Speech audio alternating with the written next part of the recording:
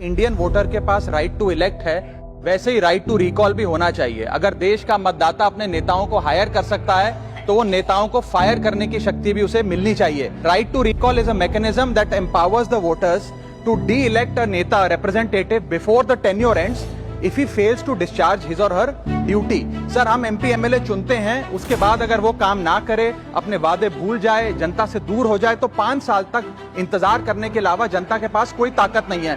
कोई interim provision नहीं, कोई अकाउंटेबिलिटी नहीं, कोई परफॉर्मेंस रिव्यू नहीं, कोई करेक्टिव ऑप्शन नहीं। चुनाव से पहले नेता जनता के पीछे और चुनाव के बाद जनता नेता के पीछे। और सर, 5 साल is too long a period in this day and age. अगर एक गलत फैसला गलत नेता को चुनने का लिया तो लाखों लोगों का भविष्य अंधकार में जाता है और पूरा क्षेत्र पीछे जाता है। Let me clarify that right to recall is not a weapon against politicians, it is an insurance policy for democracy. और भारत के संविधान में जब आप राष्ट्रपति को इंपीच कर सकते हैं टेन्योर के दौरान, उपराष्ट्रपति को हटाने का प्रावधान है, जजों को इंपीच करने के लिए प्रोसेस लेट डाउन है, यहां तक कि रूलिंग गवर्नमेंट के खिलाफ नो कॉन्फिडेंस मोशन लाकर आप सरकार बर्खास्त कर सकते हैं। तो एमपी एमएलए अगर आपका नॉन परफॉर्मिंग है तो उसको हटाने के लिए क्यों नहीं राइट टू रिकॉल मतदाता को देना चाहिए। दुनिया की 24 से ज्यादा डेमोक्रेसीज में राइट टू रिकॉल का मैकेनिज्म लागू है, जिसमें यूएस, कनाडा, स्विट्जरलैंड जैसे देश है। मैं आपको उदाहरण देता हूं सर, कैलिफोर्निया में एक गवर्नर क्रिस डेविस नाम के नेता 2002 में चुने गए।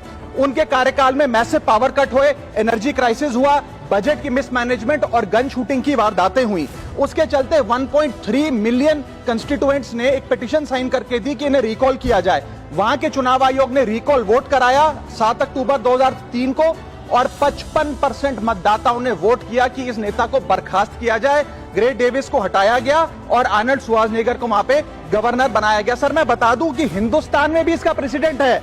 कर्नाटक, मध्य प्रदेश, महाराष्ट्र और राजस्थान में रिकॉल मैकेनिज्म ग्राम पंचायत के स्तर पे लागू है और ग्राम सभा के लोग मतदाता वोट करके उन्हें वापस बुला सकते हैं। सर, लेकिन इसका मिसयूज ना हो, इसलिए हमें सेफगार्ड्स भी बनाने पड़ेंगे। एक थ्रेशोल्ड रखना चाहिए कि 35 से 40% मतदाता अगर साइन कर दे तभी राइट टू रिकॉल वोट करवाया जाए।